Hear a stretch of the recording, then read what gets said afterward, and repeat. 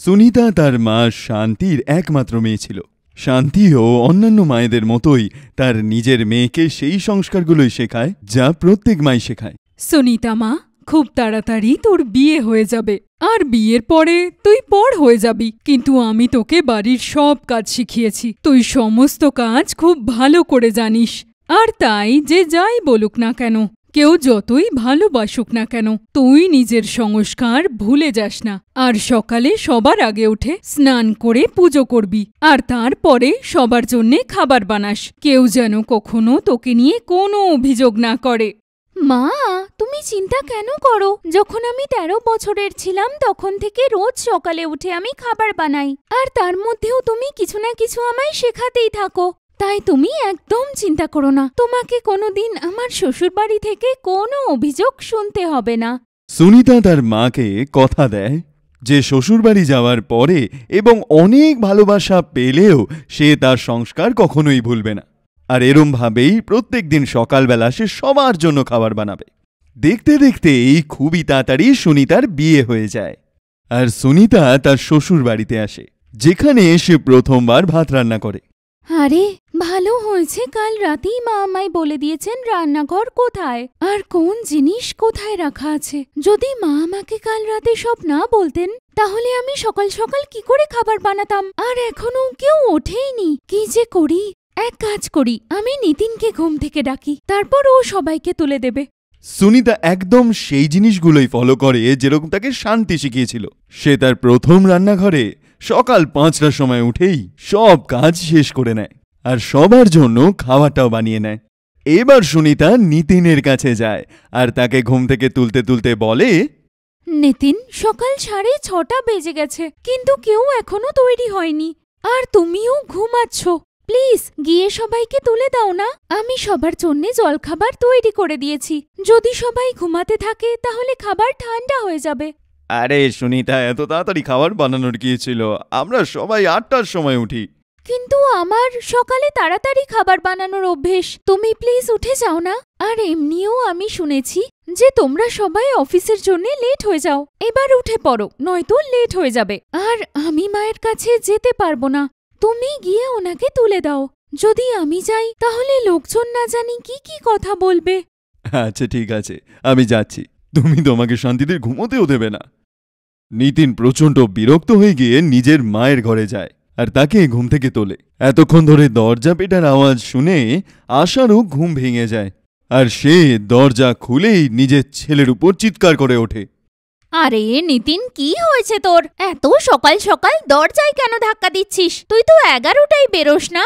আর এমনিতেও এখন তোর বউ এসে গেছে, তাকে গিয়ে বল। মা ওই পাঠিয়েছে তোমাদেরকে ঘুম থেকে তোলার জন্য। ব্রেকফাস্ট হয়ে গেছে, ব্রেকফাস্ট করে নাও, না হলে সেগুলো ঠান্ডা হয়ে যাবে। আরে কিন্তু এখন তো 6:30 বাজে, বৌমার এত সকাল সকাল খাবার বানানোর কি দরকার আছে? আরে বাবা, যখন বৌমা রান্না করেই ফেলেছে আমরা খেয়ে নি। এমনিতেও তোমাকে বোঝাতে বোঝাতে তো আমার বয়স হয়ে গেল। অন্তত বৌমা তো সংস্কারী হয়েছে যে সকাল সকাল রান্না করেছে।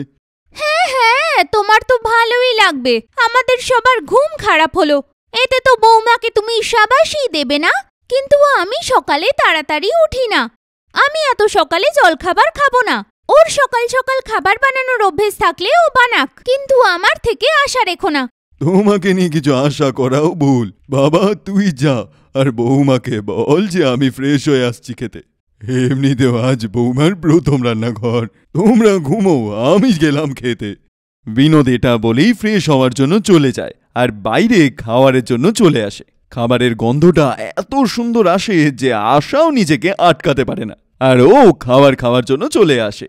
আর বিনোদ ফোন করে নিজের মেয়ে স্বপ্নাকেও ঘুম থেকে তুলে দেয়, আর পুরো পরিবার বসে সকাল 7টার সময় খাবার খায়। আর আশা নিজের বৌমাকে বলে, বৌমা, আজ তোমার প্রথম রান্নাঘর ছিল, তাই ক্ষমা করে দিচ্ছি, কিন্তু কাল থেকে তাড়াতাড়ি আমাদের ডেকো না। তোমার সকালে খাবার বানানোর অভ্যেস থাকলে তুমি সকাল সকাল খাবার বানিয়ে বসে যেও, কিন্তু আমাদের বলো না যে আমরাও সকালে উঠে খেতে আসবো। হ্যাঁ বৌদি, মা একদম ঠিকই বলছে। আর তাছাড়া আমি তো সারাদিন বাড়িতেই থাকি, তাই না? আমার যখন ইচ্ছে হবে আমি খেয়ে নেব। মা তুই এদের কথায় খারাপ ভাবিস না, এরা অলস। এদের ব্রেকফাস্ট লাঞ্চ টাইমে হয় আর লাঞ্চ টাইম ডিনার টাইমে হয়, কিন্তু তুই এসব ভাববি না। আমার সকালে খাওয়ার অভ্যেস, কিন্তু আমি এখানে সকালে খাওয়ারই পেতাম না। কিন্তু এটা ভালো যে আমার বৌমা সংস্কারী, যে সকাল সকাল খাবার বানায়। তাই তুই কারোর জন্য বানাস আর না বানাস, আমার জন্য কিন্তু তোকে বানাতেই হবে। যেরমভাবে বিনোদ তার বৌমার সংস্কার দেখে প্রচণ্ড খুশি হয়, সেরকমই সুনিতারও নিজের শ্বশুরের কথাবার্তা প্রচণ্ড ভালো লাগে। আর ও পরের দিনও সকাল সকাল ব্রেকফাস্ট তৈরি করে আর বাড়ির প্রত্যেকটা লোককে খাওয়ার জন্য তুলে দেয়। কিন্তু আজকে কেউই আসে না, যার জন্য সুনিতা প্রচণ্ড উদাস হয়ে পড়ে। কি হলো মা, তুই এত সুন্দর খাবার বানিয়েছিস সকালে, কিন্তু তুই এর উদাস কেন? বাবা, আমি সবার জন্যে সকালে উঠে খাবার তো বানিয়ে দিয়েছি, কিন্তু এটা খাবার জন্যে তো কেউই নেই। মা, এরা তো এরকমই, কিন্তু তুই নিজের অভ্যেস বদলাবি না এদের মতো। তোর মা অনেক ভালো সংস্কার দিয়ে বড় করেছে। আমি তো বলবো তুই এদেরকেও শায়েস্তা কর, যাতে এরাও সকালবেলা উঠে খাওয়াটা খায়। কিন্তু বাবা, আমি সকালে খাবার বানালে এই বাড়িতে সবার ঘুম খারাপ হয়ে যায়। আর যদি আমি এইভাবে ওদের জোর করতে থাকি বা ওদের তাড়াতাড়ি তুলি, তাহলে ওরা আমায় নিয়ে রাগ করবে। না বাবা না, আমি সবার রাগ সহ্য করতে পারবো না। আরে মা, তুই ভয় পাচ্ছিস কেন? তোর শ্বশুর আছে। হ্যাঁ, আমার কাছে একটা আইডিয়া আছে। এরা বাইরেটা কখনো দেখে না যে সকাল হচ্ছে না রাত। এরা চোখ বন্ধ করে ডাইরেক্ট ঘড়িটা দেখে। আমি ঘড়ির সময় বদলে দেব, তাহলে যখন ওরা খাবার খাবে তখন ওরা 8টায় খাচ্ছে ভেবে 7টায় খাবে, ঠিক আছে? আর দেখিস ওরা মজা করে খেয়ে নেবে। বাবা, এই সব কিছুই আপনার হাতে। আমি তো শুধু সকালে খাবার বানিয়ে দেব, বাকি সবকিছু তোমায় সামলাতে হবে। বিনোদ আর সুনিতা বাড়ির লোকগুলোকে শায়েস্তা করার জন্য একটা প্ল্যান বানায়। আর প্রত্যেক দিনের মতোই আজকেও সুনিতা সকাল সকালে উঠে গিয়ে খাবার বানিয়ে ফেলেছে আর স্বপ্নার ঘরে তাকে ডাকতে যাচ্ছিল। স্বপ্না, ওঠো, দেখো সকাল 8:30 বেজে গেছে। খাবার ঠান্ডা হয়ে যাবে। এসো, খাবার খেয়ে নাও। কি বৌদি, তুমি যবে থেকে বাড়িতে এসেছো সকাল অনেক তাড়াতাড়ি হয়ে যাচ্ছে। তুমি এক কাজ করো, কাল থেকে আমায় 9টার সময় ডেকো। স্বপ্না, তুমি যদি 9টার সময় ওঠো, তাহলে তুমি যে নতুন অফিসে জয়েন করেছো সেখানে কখন যাবে? ও শিট ইয়ার, আমি তো ভুলেই গেছি যে আমার 10টা থেকে অফিস আছে। তার জন্যে আমায় 9টায় বাড়ি থেকে বেরোতে হবে। আচ্ছা চলো, ঠিক আছে, আমি আসছি। এইভাবেই সুনিতা স্বপ্নাকে তাড়াতাড়ি ওঠার অভ্যেস করিয়ে দেয় আর নিজে বাড়ির প্রত্যেকটা লোকের জন্যে সকাল সকাল খাবার বানায়। সময় কাটতে থাকে আর বিনোদের প্ল্যানটাও সাকসেসফুল হয়ে যায়। এইভাবেই বাড়ির প্রত্যেকটা লোক সকাল সকাল উঠে ব্রেকফাস্ট করতে শুরু করে। আরে বৌমা, এখনো তোমার খাবার হয়নি? যখন নতুন নতুন বউ হয়ে এলে তখন সকালে খাবার বানাতে, আর আজকে দেখো সকাল 8টা বেজে গেছে কিন্তু খাবার তৈরি হয়নি। বৌদি, আর তাড়াতাড়ি করো, নয়তো অফিসে যেতে দেরি হয়ে যাবে। কোনো লেট হবে না, কারণ আমি বাড়ির ঘড়ির টাইম 1 ঘন্টা এগিয়ে দিয়েছিলাম। এখন 8টা নয় 7টা বাজে, আর এখন তোমরা এখানে 7টায় খাবার খাও আর বৌমা 6টার মধ্যে খাবার তৈরি করে দেয়। বৌমা, শ্বশুর মশাইয়ের সাথে মিলে এটা তুমি ভালো করলে না। আর তুমিও কান খুলে শুনে রাখো, আমি এখনই ঘড়ির সময় ঠিক করতে যাচ্ছি। যদি তুমি এবার সময় নিয়ে ছেলে খেলা করো, তাহলে আমার থেকে খারাপ কেউ হবে না। কাল থেকে আমায় তাড়াতাড়ি তোলার কোনো দরকার নেই। তুমি সকালে খাবার বানাতে চাও, বানাও, কিন্তু আমাদের ঘুম খারাপ করো না। তুমি কি জানো মানুষের জন্যে ঘুম কতটা জরুরি? হ্যাঁ মা, আমি জানি, কিন্তু ঠিক সময়ে শোয়া আর ঠিক সময়ে ওঠা মানুষের জন্যে এটা বেশি জরুরি। আর আপনারা রাত 1টা, 2টো, 3টে অবধি না ঘুমিয়ে জেগে থাকেন আর সকাল 9:30 অবধি ঘুমান। স্বপ্না, এখন তুমি অফিসে যাও, আর আমার জন্যই তুমি টাইমে অফিসে পৌঁছাতে পারো। যদি তুমি 8টার সময় ওঠো, 9টার সময় খাও, তাহলে 10টায় অফিসে কি করে যাবে? কখনো ভেবেছো এটা? বৌদি, এখন আমি টাইমে না, টাইমের অনেক আগে পৌঁছে যাই অফিসে। তাই আমি ভাবি 9টার সময় বাড়ি থেকে বেরোই, তারপর এতটা রাস্তা আমি যাই, আর অফিসে পৌঁছে দেখি 9:30 বাজে সবে। এইবার বুঝলাম আমি, তুমি বাবার সাথে হাত মিলিয়ে আমার ফোনের আর অফিসের টাইমই ভুল করে রেখেছ। থামো তোমরা, বৌমাকে কেউ কিছু বলবে না, এটা আমি করেছি। বৌমা শুধু সকালে উঠে শুধু খাবারটা বানায়, আর কি হয়েছে? মা, আমার মনে হয় যে বাবা একদম ঠিক কথাই বলছে। তোমাদের বাবা ছেলের মাথা একদম খারাপ হয়ে গেছে। মাথাটা আমার নয়, তোমার মা মেয়ের খারাপ হয়েছে। আরে প্রত্যেকটা মানুষ এটাই চায় যে তার বাড়ির বৌমা সকাল সকাল রান্না করে খাওয়াবে, আর তোমরা যখন এটা সকাল সকাল পাচ্ছই, তোমরা সেটাকে সম্মান করছো না। মা, তোর এই ঘরে কোনো সম্মান নেই, তুই কিছুদিনের জন্য বাড়ি চলে যা। যখন তুই থাকবি না তখন এরা বুঝতে পারবে তোর কদর।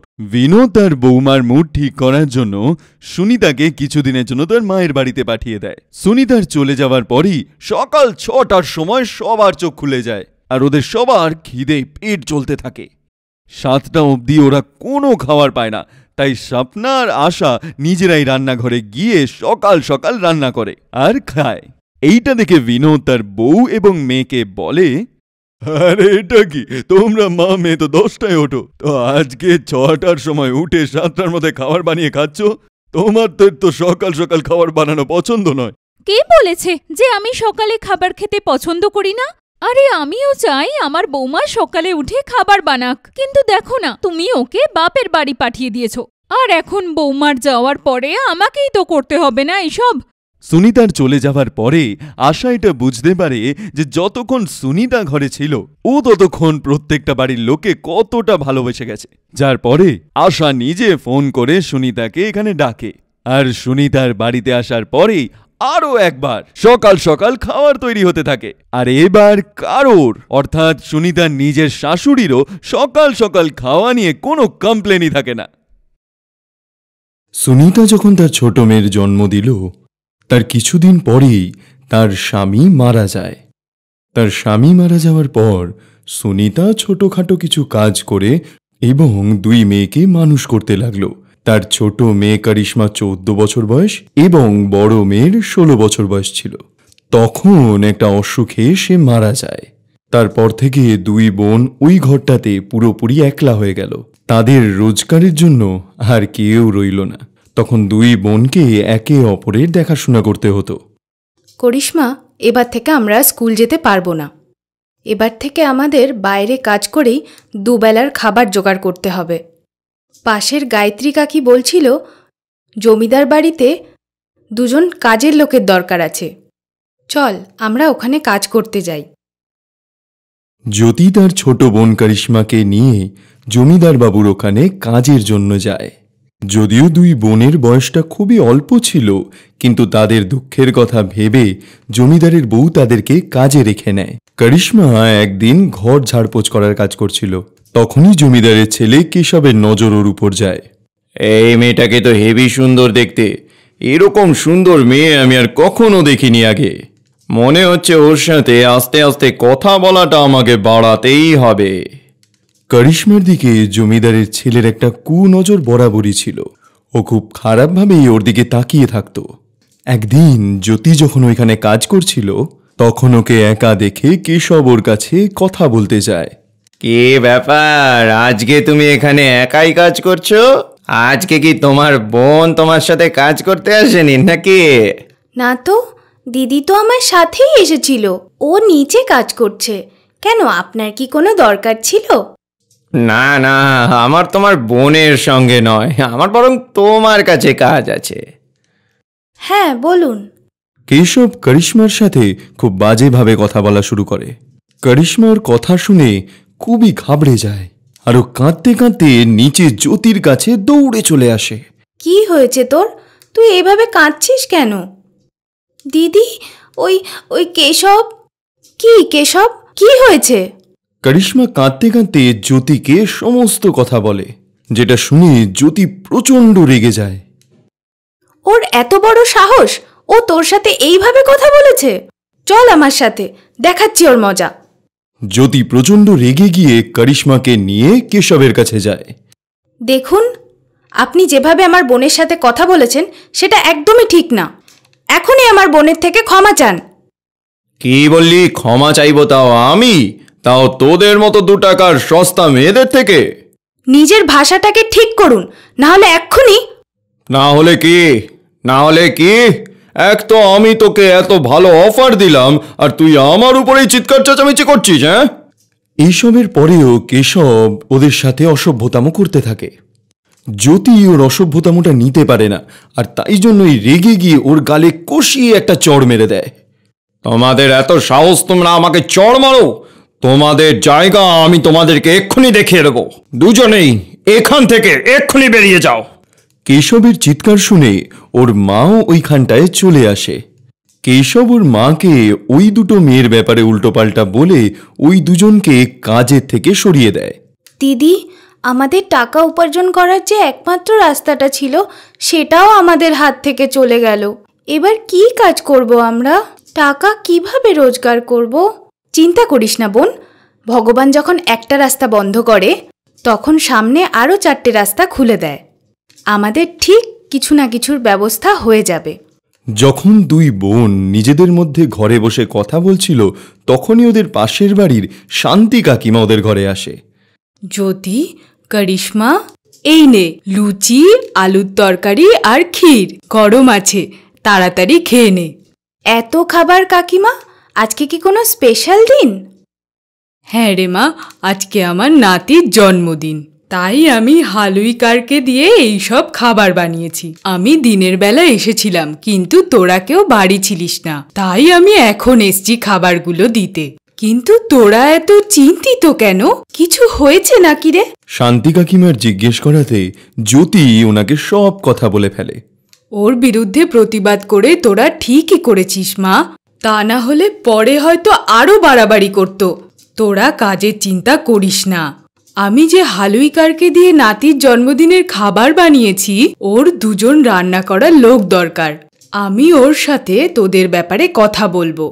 তোমাকে অনেক অনেক ধন্যবাদ কাকিমা। শান্তি কাকি ওদের দুজনের কথা হালুইকরকে গিয়ে বলে। হালুইকর ওদের দুজনকে নিজের ধাবায় কাজ করতে রেখে নেয়। ওই দুই বোনই খুব ভালো রান্না করতে পারত, আর তাই প্রত্যেকটা গ্রাহকেরই ওদের হাতের রান্না খুবই পছন্দ হতে লাগলো। তোমাদের দুজনের হাতের রান্না তো খুবই সুন্দর। যবে থেকে তোমরা এখানে রান্না করছো তবে থেকে আমার প্রফিট তো অনেক বেড়ে গেছে। হালুইকর ওদেরকে দিয়ে অনেক কাজ করিয়ে নিত, কিন্তু টাকা দেওয়ার বেলায় ওদেরকে অনেকটা কম মাইনে দিত। দিদি, ওই ধাবার লোকটা তো আমাদের দিয়ে অনেক কিছু করিয়ে নেয়, কিন্তু টাকা দেওয়ার সময় তো একজনের টাকা দেয়। এইভাবে চলতে থাকলে তো আমরা কোনো টাকাই জমাতে পারবো না। আমাদের এর সাথে আরও কিছু অন্য কাজ করার দরকার। কথাটা তো তুই ঠিকই বলেছিস বোন, কিন্তু আমাদের কাছে করার মতো তো আর কিছু নেই। দিদি, আমি ভাবছিলাম আমাদের একটা খাবারের ঠেলা যদি খোলা যায়, কারণ আমাদের বানানো খাবার সবাই খুব পছন্দ করে, তাই আমাদের খাবারের ঠেলা খুব ভালোই চলে যাবে। তুই ঠিকই বলেছিস, কিন্তু যদি আমাদের ঠেলা না চলে তখন অনেক ক্ষতি হয়ে যাবে। তুই এক কাজ কর, আমরা যেটুকু টাকা জমিয়েছি তুই সেই টাকা দিয়ে একটা খাবারের ঠেলা খোল, আর আমি ধাবাতেই কাজ করতে থাকি। যদি আমাদের ঠেলা নাও চলে তাহলে আমার কাছে একটা কাজ তো থাকলো। ঠিক আছে দিদি। করিশ্মা ওর সঞ্চয় করা টাকা দিয়ে একটা খাওয়ার দোকান দেয়, কিন্তু ওরা হালুইকরকে এই ব্যাপারে কিছুই জানায় না, কারণ হালুইকর খুবই খিটখিটে স্বভাবের ছিল। যদিও এইটা জানতে পারত তাহলেও জ্যোতিকেও কাজ থেকে বের করে দিত, আর তাই জ্যোতি বলেছিল যে করিশ্মার শরীরটা একটু খারাপ, ও তাই জন্য পরে কাজে আসবে ওই ধাবাতে।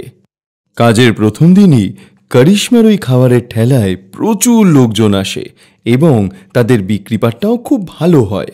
বাহ মা, তুমি কি সুন্দর রান্না করো। তোমার বয়সটা কম কিন্তু তোমার হাতের রান্না অসাধারণ। এত সুস্বাদু খাবার তো সামনের হোটেলটাতেও পাওয়া যায় না, তাও আবার এত সস্তায়। সত্যি তোমার হাতে তো জাদু আছে, জাদু। যেই গ্রাহক একবার করিশ্মার খাবার দোকানে খাবারটা খেয়েছে সে ওখানে আবার ফিরে আসবে। কিছু সময়ের মধ্যেই করিশ্মার খাওয়ার দোকানটা খুব ভালো চলতে লাগলো, কিন্তু সেই জন্য ওর যে উল্টো দিকে হোটেলটা ছিল সেখানে লোকে খেতে যাওয়ার সংখ্যা কমিয়ে দিল, আর এই কারণেই হোটেলের মালিক প্রচণ্ড রেগে যায়। আর ও তার ম্যানেজারকে ডেকে বলে, এইসব কি হচ্ছে? আমার হোটেলে এতদিন ধরে কেউ খেতে আসছে না কেন? আমি আপনাকে বলেছিলাম না স্যার, যবে থেকে আমাদের হোটেলের উল্টো দিকে ওই মেয়েটা ঠেলা গাড়ি নিয়ে বসেছে তবে থেকে লোকজন আমাদের এখানে এসে খাওয়াটাই বন্ধ করে দিয়েছে। ব্যাপারটা যদি এতই গম্ভীর হয় তাহলে তুমি অপেক্ষা কার জন্য করছিলে? চলো আজকের পর থেকে ওর ঠেলাটা যেন আমার হোটেলের উল্টো দিকে না দেখি। হোটেলের মালিক তার ম্যানেজারকে নিয়ে করিশ্মার ঠেলার সামনে এসে দাঁড়ায়। বলুন স্যার, আপনি কি খাবেন? রাজমা চাওয়াল নাকি ছোলে চাওয়াল? আর আজ তো আমি সবজিও বানিয়েছি। শোন মেয়ে, এই যে সামনে এত বড় হোটেলটা দেখছিস, ওই হোটেলটা আমার। তোর জন্য আমার হোটেলটা প্রায় বন্ধ হতে চললো। আর তোর জন্য এটাই তাই ভালো হবে যে তুই নিজের ঠেলাটা নিয়ে এইখান থেকে পালিয়ে যা। আমি আমার ঠেলা এখান থেকে কেন সরাবো? আমি তো আমার কাজ সততার সাথে করছি। আমার সাথে বেশি তর্ক করিস না। হয় সোজা আঙুলে তুই এখান থেকে নিজের ঠেলাটা নিয়ে বেরোবি, নাহলে কিন্তু আমি আঙুল বাঁকাতে বাধ্য হব। ওর বারবার বলা সত্ত্বেও করিশ্মা নিজের ঠেলা গাড়িটা ওখান থেকে সরায় না। আর তাই জন্য হোটেলের মালিক নিজের লোকেদের ডেকে পাঠায় ওগুলো জোর করে সরানোর জন্যে। ওদেরকে দেখে করিশ্মা খুব ভয় পেয়ে যায় এবং তাই জন্য চুপচাপ নিজের ঠেলাটা নিয়ে ওখান থেকে সরে যায়। কিন্তু তখনই করিশ্মার এই ঠেলা গাড়ির ব্যাপারটা ওই ধাবাওয়ালা লোকটাও জানতে পারে। আরে আজতি, তুই তো বলেছিলি তোর বোন করিশ্মা নাকি অসুস্থ, কিন্তু ও তো গঙ্গা কলোনিতে নিজের একটা ঠেলা লাগিয়েছে। এখানে তোমাদের দুই বোনের ড্রামা অনেক হয়েছে, চলো বেরো এখান থেকে। হালুইকর জ্যোতিকে কাজ থেকে বের করে দেয়। জ্যোতি বেচারা নিজের মুখ চুন করে ঘরে আসে এবং এসে দেখে করিশ্মা ওখানে বসে বসে ঘরে কাঁদছে। আরে করিশ্মা, তুই এইভাবে কাঁদছিস কেন? করিশ্মা কাঁদতে কাঁদতে জ্যোতিকে সব কথা বলে। আর ওর কথা শুনে জ্যোতিও করিশ্মাকে সব কথা বলে দেয়। আমাদের দুজনের জীবনেই কি একসাথেই সমস্যা আসার কথা ছিল? কিছু হবে না করিশ্মা, আমরা কালকে অন্য কোথাও ঠেলা লাগাবো। আমাদের ঠেলা লাগানোর জন্য কি গোটা পৃথিবীতে ওই একটাই জায়গা আছে? পরের দিন দুই বোন মিলে অন্য জায়গায় গিয়ে নিজেদের খাওয়ারের ঠেলা গাড়িটা লাগায়। ওদের খাওয়ারের স্বাদ এতই ভালো ছিল যে নতুন জায়গাতে গিয়েও ওদের পসার জমাতে খুব একটা অসুবিধে হলো না। ওদের খাওয়ারের দোকানে প্রত্যেক দিনই মানুষের ভিড় বাড়তে লাগলো। একদিন ওদের ঠেলা গাড়ির সামনে একটা চকচকে গাড়ি এসে দাঁড়ালো। আর সেই গাড়ি থেকে দুজন সুন্দর দেখতে যুবক তাদের সামনে এসে দাঁড়ালো। আপনার কাছে যাই খাবার আছে সেটা প্লিজ 2 প্লেট দেবেন, আমাদের খুব খিদে পেয়েছে। দুই বোন ওদের দুজনের জন্য খাবার বাড়তে শুরু করে। দাদা, আমি তো আগেই বলেছিলাম বাড়ি থেকে গাড়িটা নিয়ে না বেরোতে। দেখো কিন্তু তুমি আমার কথা শুনলে না। এখন হয়ে গেল তো গাড়িটা খারাপ। কোথায় 5 স্টার হোটেলে খেতাম, এখন আমাদেরকে একটা ঠেলা গাড়িতে এসে খেতে হচ্ছে। দুই বোন ওদের সব কথা শুনতে পায়, কিন্তু ওদেরকে কোনো উত্তর না দিয়ে ওরা খাবার সাজাতে শুরু করে। ওই দুই ভাই যখনই প্রথম খাবারটা মুখে দেয়, তারপর থেকে ওদের মুখ থেকে খাবারের ব্যাপারে ভালো ছাড়া খারাপ কিছু বেরোয় না। Oh my God, I am so sorry. আমি আপনার খাওয়াটাকে 5 স্টারের থেকে কম ভেবেছিলাম, কিন্তু আপনাদের খাওয়া তো 5 স্টার রেস্টুরেন্টের থেকেও অসাধারণ। খেয়ে মজা এসে গেছে। হ্যাঁ সত্যি, এরকম খাবার তো 5 স্টারের হোটেলের শেফরাও বানাতে পারে না। আপনারা দুজন সত্যিই খুব ট্যালেন্টেড। আরে ভাই, আমি তো বলি এই দুজনকে আমাদের হোটেলেই রেখে নিই। আরে সত্যি, এদের হাতের এই রান্না খেলে তো আমাদের হোটেলের সেল ডাবল হয়ে যাবে। ওরা দুজন জ্যোতি আর করিশ্মাকে নিজেদের হোটেলের জবের অফার দেয়। এত ভালো অফার পেয়ে ওরা দুজনে সঙ্গে সঙ্গে কাজের জন্য হ্যাঁ বলে দেয়। এত ভালো স্যালারি ছিল যে ওরা কিছুদিনের মধ্যেই নিজেদের জন্য নতুন একটা বাড়ি তৈরি করে। 1 বছরের মধ্যেই ওই দুই ভাই যারা রেস্টুরেন্টের ওনার ছিল, তারা দুই বোনকে বিয়ের প্রপোজাল দেয়। আর ওরা দুজনে দুজনকে বিয়ে করে নিয়ে পরের জীবন সুখে কাটাতে শুরু করে।